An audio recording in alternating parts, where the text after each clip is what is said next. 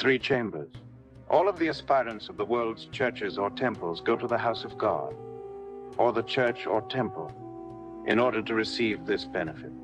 Traditionally, in every religion and every tradition throughout the world, this is why the church or temple is always organized into groups, public or exoteric. You always have a public group where the church or temple will have public teachings, or a ministry, or a missionary function, in which they present the teaching or the intellectual aspect of that tradition. The priest, rabbi, or lama will speak publicly in order to bring more people into that group. This is the public or exoteric level of any tradition. Amongst the Egyptian tradition, this level was called apprentices, and this was adopted by the Masons. So if you have studied either tradition, you will know what I am speaking of. This is also what in the Western traditions is called the lay person. Even in the Buddhist tradition, lay practitioners. These are beginners, or people who are in the first antechamber or the foyer of the church. So in this level, the priest performs his duty to give the teachings, to provide the intellectual information and descriptions of what their particular religion is about. Private or mesoteric, once someone becomes serious about the given religion, becomes devoted and is seriously working and participating in that religion, the priest will initiate that person into the next level. In every church and every religion, you find this initiation. In the Christian tradition, it is called First Communion. But in every religion, you find something similar, where the person, usually young, is initiated into the mesoteric level, middle level, which is private and not open to the general public. All of the ancient Christian traditions, and in fact, in some of the churches nowadays, held their rituals in secret and only for the initiated. They invited the public to come and attend the first part of their services, the sermon and other prayers and songs, things like that. But then people who have not been initiated have to leave. And then only those that are initiated members of that group can remain in order to receive the additional rituals or practices that are performed in that particular tradition. Again, we find this essential structure in all religions around the world, secret or esoteric. Amongst the mesoteric or initiated congregation, this first level or first degree of initiates, the priest will always be watching for those who are even more serious, who are beyond just being a part of this second group, and the priest will then look to initiate them into the secret level or the esoteric level. Amongst the Egyptians and the Masons, these 3 levels are called apprentices, journeymen or craftsmen, masters. The third group is called masters because they have arrived at a certain level of ability to work with the teaching. It does not necessarily mean that they have arrived at the initiatic degree of mastery, which is another thing. The term master in this case is more like an honorific title or a term of respect for someone who has achieved some facility with the practices or teachings of that tradition. In the Gnostic Church, these 3 levels are maintained because, of course, the Gnostic Church is the root of such a system. This is where these 3 levels emerged from in ancient times. All of the modern religions base their structure upon the root 1, which is from the Gnostic Church. In the Gnostic Church, these 3 levels or degrees of receiving help are called chambers. We will talk about that more in a moment. The important thing to understand here is that each of these levels is managed and maintained by consecrated priests. It is a properly authorized and responsible priest who manages the exoteric level and gives talks. It is the priest who invites the member of the congregation into the middle or private level. And it is the priest who also determines the suitability of a person to enter into the secret level of the teaching. So again, in every religion, you find these 3 levels of instruction, and they are all important. In each level, the student is provided with more and more help, more and more assistance for their work. These levels were organized by the Gnostic Church because all of us had different needs at different times.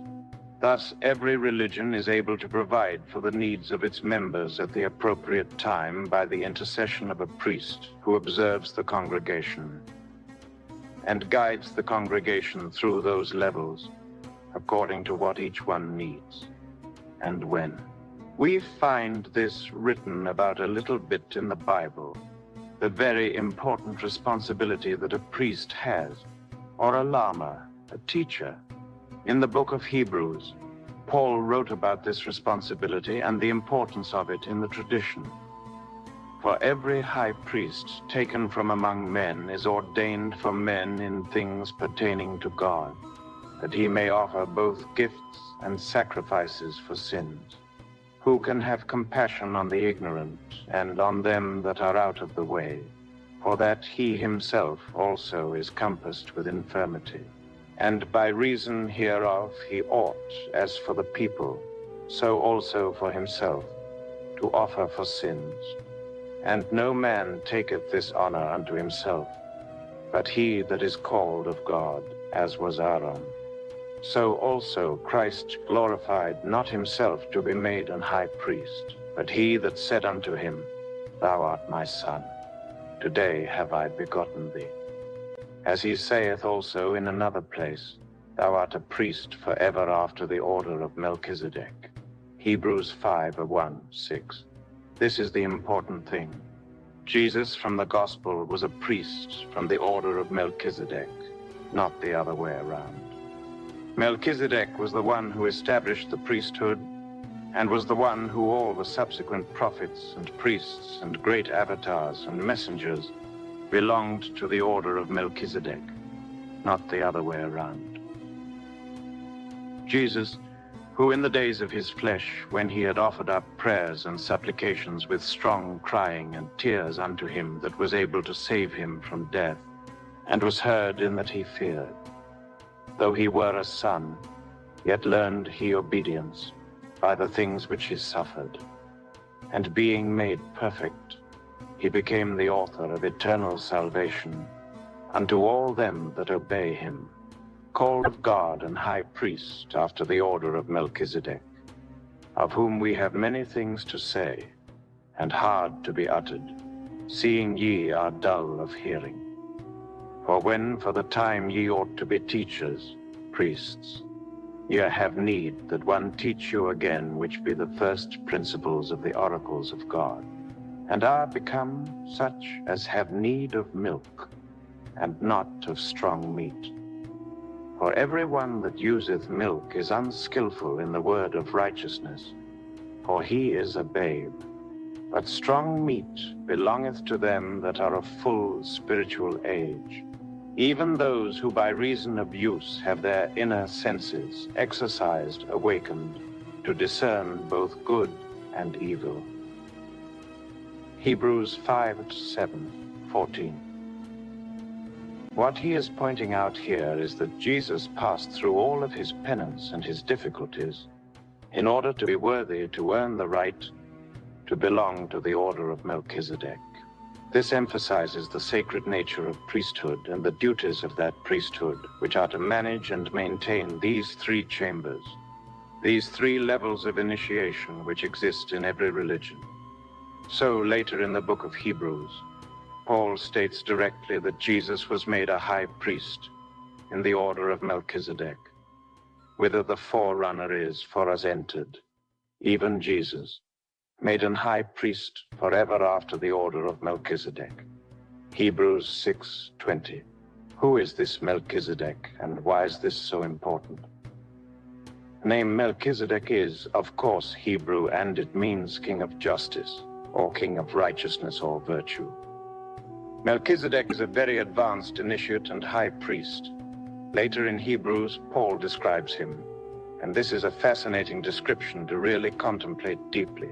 For this Melchizedek, king of Salem, priest of the Most High God, who met Abraham returning from the slaughter of the kings and blessed him, to whom also Abraham gave a 10th part of all, first being by interpretation king of righteousness, and after that also King of Salem, which is King of Peace, without father, without mother, without descent, having neither beginning of days, nor end of life, but made like unto the Son of God, abideth a priest continually. Now consider how great this man was, unto whom even the patriarch Abraham gave the 10th of the spoil. Hebrews 7, 1, 4. Every planetary body that exists is the creation of an initiate, of some great being. When we study the hierarchies of the cosmos, we have studied many times, for example, the 7 spirits before the throne, or the 7 rays, which are related with the 7 fundamental planets of this solar system, and each of those planets is a physical creation belonging to the head of that ray. So our physical sun, Sol, the heart of our solar system, belongs to Michael, the angel of the sun, the solar light, a cosmic or planetary temple. The abode of the genie or regent of that sphere is found in the center of every planet. Any master of the White Lodge can visit in his astral body the heart temple of the planet Earth. The genie of the earth is Chamgam, the king of the world. He is the same Melchizedek mentioned in the Bible. We have been told that the genie of the earth has a physical body similar to ours, yet eternal, immortal. Some Tibetan lamas have had the great joy of personally meeting Chamgam. The genie of the earth lives in Agartha, a subterranean kingdom with the surviving initiates of Lemuria and Atlantis. The races from Agartha are waiting for the degenerate Aryan race, present root race of the earth, to perish by fire.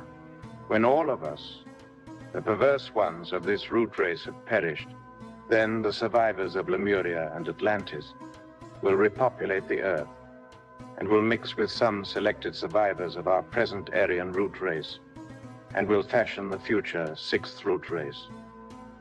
Within the interior of the earth physically exists Lemurian and Atlantean survivors. These races possess all the atomic scientific inventions of ancient times. The king of the world works intensively, helped by the Goros, those great beings who govern life and death on all planes of cosmic consciousness. The earth is a living organism that rotates around the sun. The planetary genie keeps it firmly on its path. The genie of the planet Earth is a member of the great cosmic family of this solar system of ores. So all the sidereal bodies near to the Earth that is governed by Melchizedek, king of fire, form part of this complex family. Samael Aun Weor, Melchizedek is the intelligence, the consciousness of this planet. This physical Earth was created, crafted, and overseen by a great intelligence. It is not an accident, it is not a happenstance. It is not merely by the accumulation of rocks and fire, it is brought together by design. And the designer is Melchizedek. And that is why all of the prophets, all of the priests, all of the lamas, all of the avatars, all of the messengers who have entered into this planet must enter in according to the order of Melchizedek, because he is in charge. That is why he is so old, abides forever. And his priesthood is permanent, because it manages the forces of this planet. Melchizedek, of course, is part of the Gnostic Church, and he oversees how the messages of Christ are transmitted onto this planet. All of the religions, all of the teachings, all of the scriptures, everything that is done in order to instruct this terrestrial humanity about the nature of reality must come through his approval, through his guidance. The 3 levels of instruction are his domain. In the Gnostic Church, we call these 3 stages of study the 3 chambers. The 3 chambers of the Gnostic Church. The first chamber is the public level. In first chamber, you find all of the books of Samael Aun Weor, the Bible, the Quran, the Sutras, the Tantras, the Vinaya, the Gita, the Vedas, the Upanishads, the Shastras.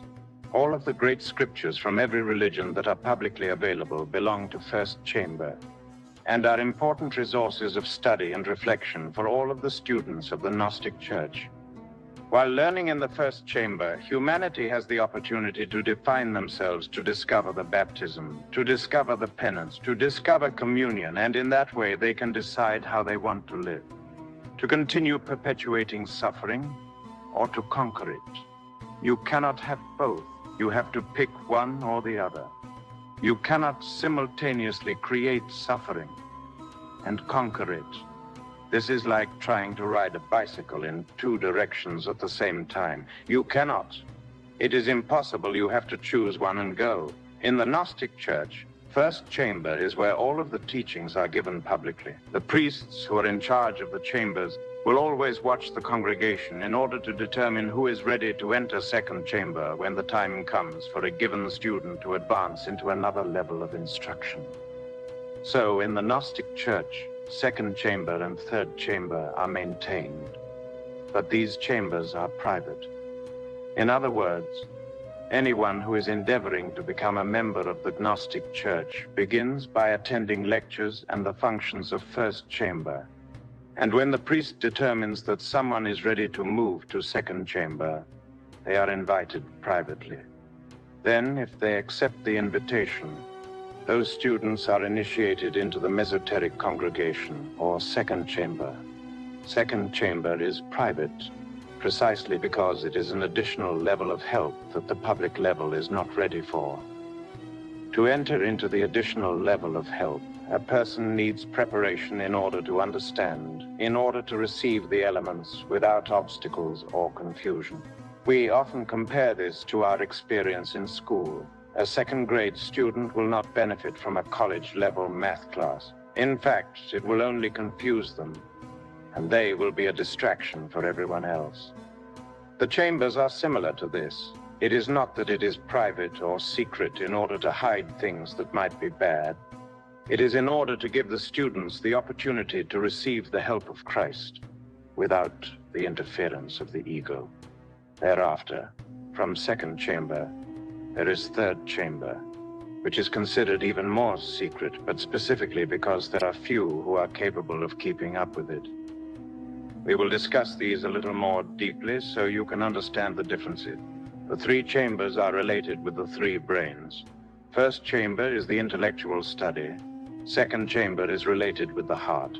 It is related with developing emotion. Third chamber is practical. It is related with the motor instinctive sexual brain. Just because you may belong to first chamber or second chamber or even third does not mean that anyone is better than anyone else. Just the same as someone who is 30 is not better than someone who's 20. It is exactly the same thing. Any soul, any student who develops themselves will very naturally enter into these other levels. No one enters into higher levels in any religion because they are so-called better. All that happens is that they become a little more mature. But maturity is a matter of development, not superiority or inferiority. This has to be very clearly understood because unfortunately in many religions, the membership in private or secret levels becomes very egotistical, and people use it to punish other people. Oh, well, I'm in the advanced group. Oh, well, I'm in the secret group, and you are not, so I cannot discuss that, etc. This is a form of cruelty and pride, and cannot be tolerated. Those who are in the advanced levels should be more compassionate, considerate, and caring of those who are working to join them. No matter what religion, group, tradition, or school we study, these three chambers must be present.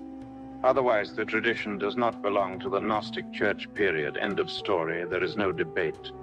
The three chambers were instituted by Melchizedek, who is an embodiment of Christ. Thus, any religion, temple, church, or tradition which exists on the face of the earth must have three chambers.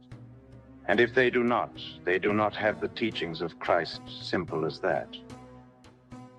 When Master Samael Aun Weor established our particular Gnostic movement, he worked very hard to establish the three chambers in his schools.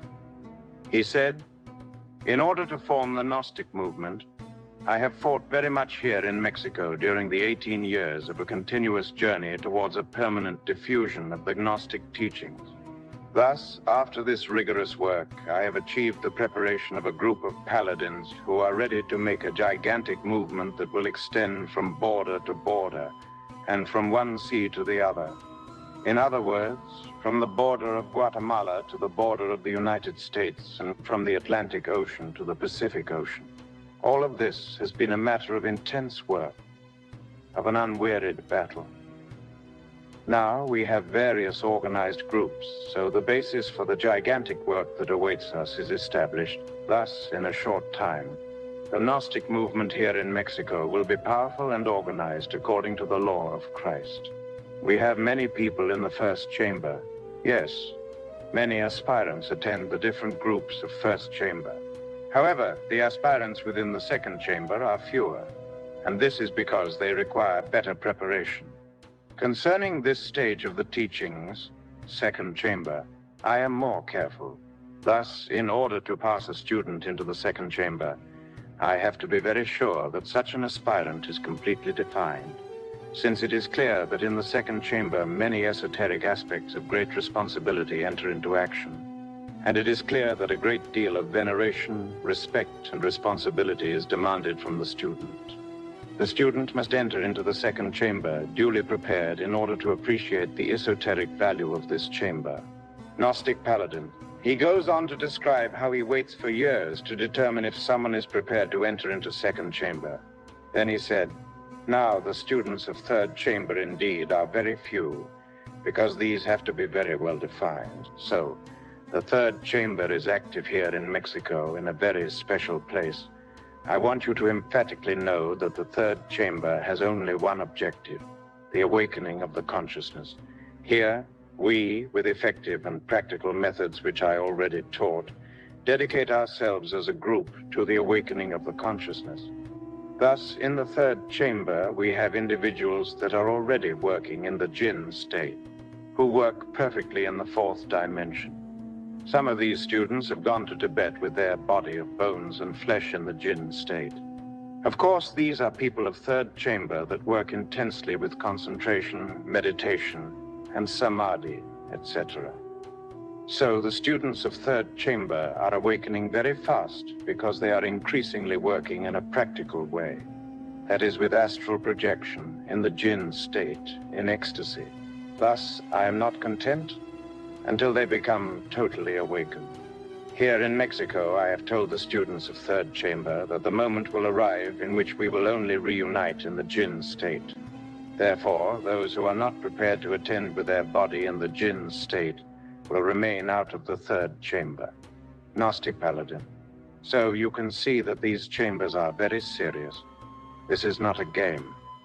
And you can see why the church is organized in this way. Each student needs to work at their own level, and there is no need for comparison. Each chamber is important because it provides elements to aid the one who is working hard on themselves.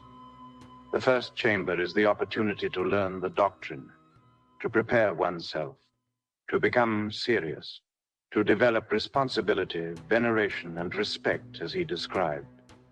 Then the priest will determine and aid the student in their entrance into the additional levels. All of these chambers have as their purpose the complete development of the human being. That is the only purpose. And that complete development comes by conquering suffering, by conquering the ego which resides within us. The way we do that is by working with the three amens, with the Christ. This is the only way. As I was describing in the beginning, we need bread, the manna of the desert, which is the knowledge of the teaching that we receive in the beginning. As you recall, Moses intercedes for the congregation, and then God brings the manna, which are the teachings related with the development of the soul manna. Manas, the man, how to create the man. Moses symbolizes that level of our instruction, where we start to work with baptism and penance, and start to develop the man within us. But Jesus said that we cannot live by bread alone. That bread of the desert, we need another superior form of help. And that form of help is, of course, these chambers, and more.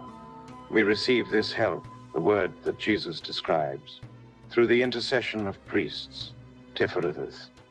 First, we receive it through the first chamber. The priests intercede, they teach, they provide the elements that the students need. They give lectures, They provide books. They provide whatever the forms of instruction the students need in order to grasp the nature of the teaching. This is in first chamber. But of course, the instructors know that that bread is not enough, that we need more. And so Jesus describes this in the book of John 6.